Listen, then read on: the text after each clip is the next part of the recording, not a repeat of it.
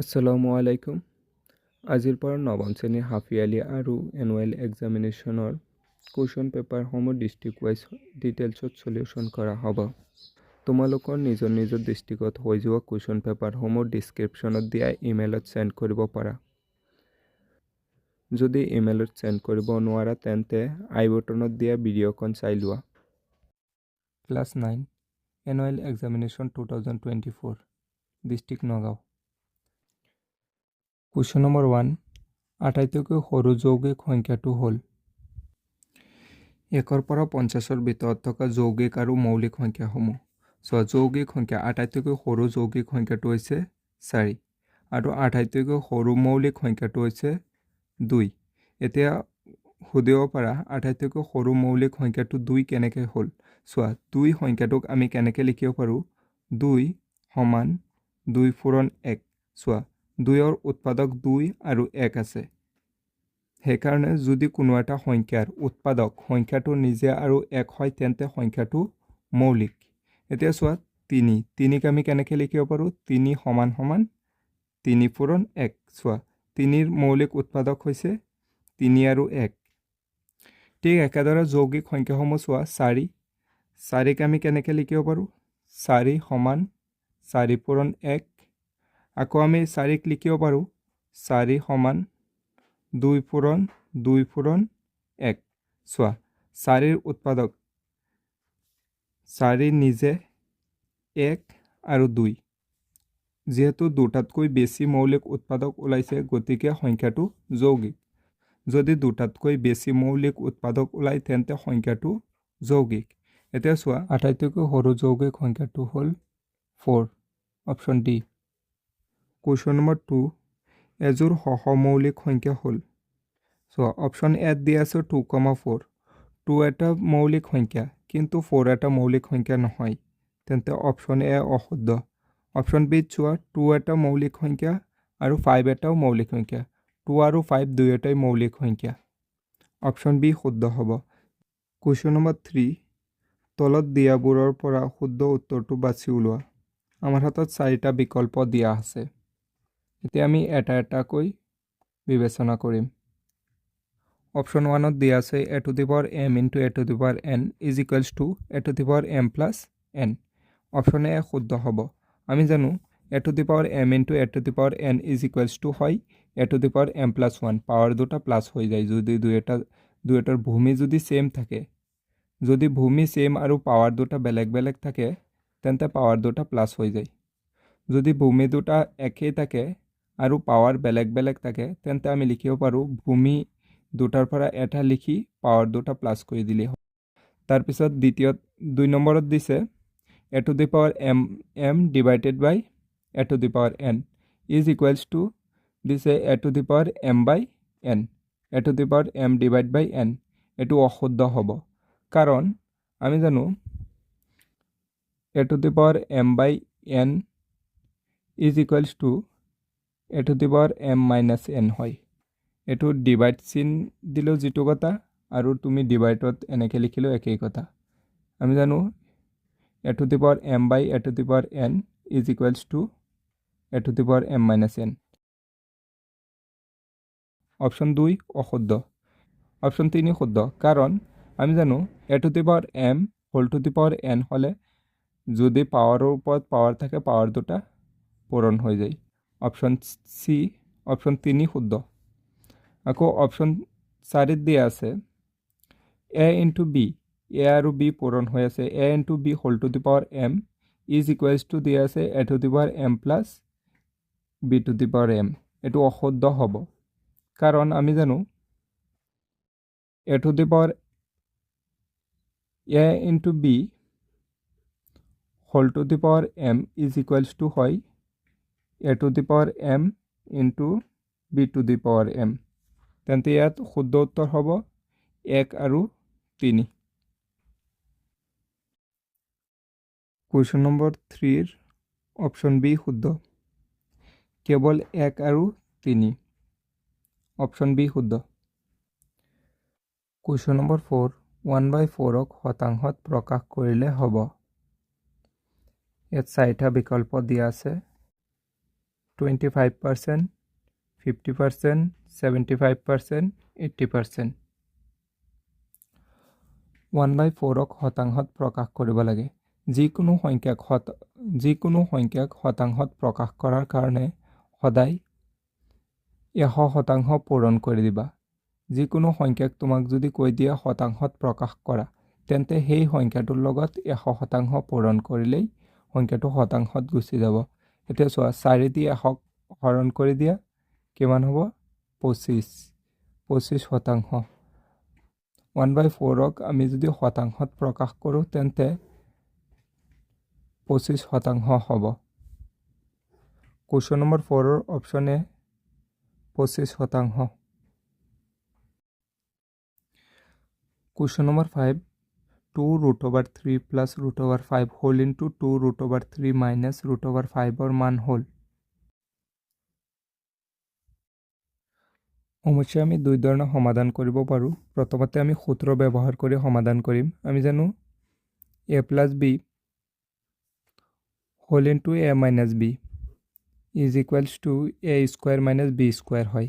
তেন্তে ইয়াত চোৱা, 2 + √3ক যদি আমি a বুলি ভাবোঁ আৰু √5ক যদি আমি b বুলি ধৰি লওঁ, তেন্তে ইয়াত কি হ'ব? a আৰু √5 হৈ যাব b। তেন্তে ইয়াত চোৱা, ইয়াত প্লাছ আছে, a + b, a + b।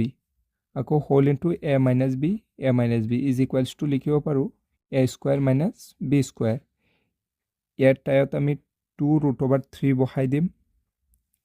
2√3 + √5 whole into আছিলে 2√3 মাইনাছ √5। এতিয়া a + b whole into a - b সূত্ৰত বহাই দিয়া। ইয়াৰ ঠাইত আছে 2√3, তেন্তে 2√3ৰ whole square minus b²। b ঠাইত আছে √5ৰ স্কুৱেৰ। এতিয়া চোৱা, যিহেতু ইয়াত স্কুৱেৰ আছে আৰু ব্ৰেকেট দিয়া আছে, এই ব্ৰেকেটডালে বুজাইছে স্কুৱেৰ 2ৰ ওপৰত আৰু √3ৰ ওপৰত এক্সট্ৰা আছে। তেন্তে আমি লিখিব পাৰোঁ 2² ইনটু √3ৰ আকৌ স্কুৱেৰ দি দিব পাৰোঁ, মাইনাছ, আমি জানো স্কুৱেৰ আৰু ৰুট কেঞ্চেল হৈ যায়। স্কুৱেৰ আৰু ৰুট কেঞ্চেল হৈ গ'লে ইয়াত 5 থাকিব।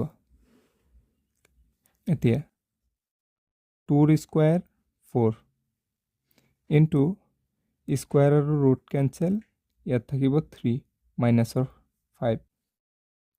এতিয়া 4 ইনটু 3 12 মাইনাছ 5, 12 মাইনাছ 5 7। এতিয়া আমি আৰু এক ধৰণে সমাধান কৰিব পাৰোঁ। ইয়াত চোৱা, প্ৰথম যিটো থাকিব সেইটো লিখিবা 2√3, আকৌ দ্বিতীয় ব্ৰেকেট যিটো আছে প্ৰথমখিনি দ্বিতীয় ব্ৰেকেটৰ লগত পূৰণ কৰি দিবা 2√3 মাইনাছৰ √5। আকৌ চোৱা, ইয়াত প্লাছ থাকিলে প্লাছ, মাইনাছ থাকিলে মাইনাছ। আকৌ ইয়াত আছে √5 লিখিবা। আকৌ দ্বিতীয় ব্ৰেকেট ইয়াৰ লগত পূৰণত লিখি দিবা 2√3 মাইনাছ √5। দুয়োটা যদি বেলেগ বেলেগ হয় তথাপিতো এনেকৈ কৰিব পাৰা, আৰু যদি একেই হয় তথাপিতো কৰিব পাৰা। একেই হ'লে তোমালোকে ফৰ্মুলা ব্যৱহাৰ কৰিবা a + b whole into a - b। ইয়াত যিহেতু একেই আছিলে, সেইটো ফৰ্মুলা ব্যৱহাৰ কৰি আমি সমাধান কৰিলে বেছি সহজ হয়। যদি দুটা একেই নহয়, তেন্তে এইটো ফৰ্মুলা ব্যৱহাৰ কৰিবা। এতিয়া চোৱা, 2√3 গৈ 2√3ৰ লগত পূৰণ হৈ যাব। তেন্তে আমি লিখিব পাৰোঁ 2√3ৰ হোল স্কুৱেৰ। যেতিয়া দুটা একেই সংখ্যা, ধৰি লোৱা a আছে, a পূৰণ a, তেন্তে আমি লিখিব পাৰোঁ a²। ঠিক একেদৰে ইয়াত চোৱা, 2√3 আকৌ 2√3ৰ লগত পূৰণ হ'ব। 2√3 গৈ 2√3ৰ লগত পূৰণ হ'ব। তেন্তে আমি লিখিব পাৰোঁ 2√3 হোল স্কুৱেৰ, যিহেতু সংখ্যা দুয়োটা একেই। তাৰপিছত ইয়াত চোৱা, 2√3ৰ সন্মুখত একো নাই, মানে প্লাছ চিন আছে আৰু ইয়াত মাইনাছ চিন। তেন্তে প্লাছে মাইনাছে কি হ'ব? মাইনাছ। 2√3ৰ লগত পূৰণ হ'ব √5। 2√3 পূৰণ √5। আকৌ চোৱা ইয়াত প্লাছ আছে 2√3 সন্মুখতো একো নাই মানে প্লাছ আছে প্লাছে সদায় প্লাছেই হয় আকৌ √5 লগত 2√3 পূৰণ হ'ব √5 পূৰণ 2√3 √5 লগত 2√3 পূৰণ আকৌ √5 লগত √5 পূৰণ এতিয়া চোৱা ইয়াত প্লাছ আছে ইয়াত মাইনাছ প্লাছে মাইনাছে সদায় মাইনাছ এতিয়া √5 পূৰণ √5 হোল স্কোয়াৰ যেহেতু দুটা √5 পূৰণ হৈ আছে তেন্তে আমি লিখিব পাৰোঁ √5 হোল স্কোয়াৰ যেহেতু এ পূৰণ এ যদি ইয়াত যেহেতু ডট দিয়া আছে ডট মানে পূৰণ বুজাইছে এ পূৰণ এ স্কোয়াৰ হৈ যায় ঠিক একেদৰে √5 পূৰণ √5 স্কোয়াৰ এতিয়া চোৱা অতনি নিচিনা স্কোয়াৰডাল 2ৰ ওপৰতো আছে √3ৰ ওপৰতো আছে আমি এক্সট্ৰা লিখিব পাৰোঁ এটা ফৰ্মুলা আছিলে ফৰ্মুলাখন চাই লোৱা a * b হোল স্কোয়াৰ যদি হয় তেন্তে আমি লিখিব পাৰোঁ a স্কোয়াৰ পূৰণ ইয়াত ডট দিছোঁ মানে পূৰণ দিয়া হৈছে a স্কোয়াৰ b স্কোয়াৰ ঠিক একেদৰে লিখিব পাৰোঁ আমি √2 স্কোয়াৰ ইনটু ডট দিছোঁ মানে পূৰণ দিছোঁ √3 স্কোয়াৰ এতিয়া ব্ৰেকেট দিও লিখিব পাৰা এনেকৈও লিখিব পাৰা আকৌ ইয়াত মাইনাছ আছে মাইনাছ এতিয়া চোৱা এইটো ৰুট থকা সংখ্যা আৰু এইটো ৰুট থকা সংখ্যা তেন্তে 2 ৰুট থকা সংখ্যা দুটা পূৰণ হৈ যাব যেহেতু দুইটাৰ ওপৰত ৰুট আছে √3 পূৰণ √5 √15 ৰুট থকা সংখ্যাৰ লগত পূৰণ হয় আকৌ 2 ৰুট থকা সংখ্যাৰ লগত পূৰণ কৰিব নোৱাৰা এতিয়া প্লাছ আকৌ ইয়াত চোৱা 2 সন্মুখত লিখি আছোঁ আৰু √5 পূৰণ √3 √15 ইয়াত চোৱা মাইনাছ ইয়াত চোৱা √5 হোল স্কোয়াৰ আৰু ৰুট কেঞ্চেল তেন্তে আমি লিখিব পাৰোঁ 5 ৰুট আৰু স্কোয়াৰ সদায় কেঞ্চেল হৈ যায় ৰুট আৰু স্কোয়াৰ কেঞ্চেল এতিয়া চোৱা 2 স্কোয়াৰ 4 ইনটু স্কোয়াৰ আৰু ৰুট কেঞ্চেল ইয়াত থাকিব 3 মাইনাছ এতিয়া ইয়াত চোৱা 2√15 মাইনাছৰ 2√15 প্লাছৰ তেন্তে প্লাছৰ 2√15 আৰু প্লাছৰ 2√15 কেঞ্চেল তেন্তে ইয়াত যেহেতু মাইনাছৰ 5 আছিলে তেতিয়া মাইনাছৰ 5 লিখিব পাৰোঁ এতিয়া 3 * 4 12 মাইনাছ 5 এতিয়া 12 minus 5 7 question number 5 option A শুদ্ধ 7 নেক্সট ভিডিঅ' চোৱাৰ কাৰণে সোঁফালে ক্লিক কৰা আৰু প্লেলিষ্ট চোৱাৰ কাৰণে বাওঁফালে ক্লিক কৰা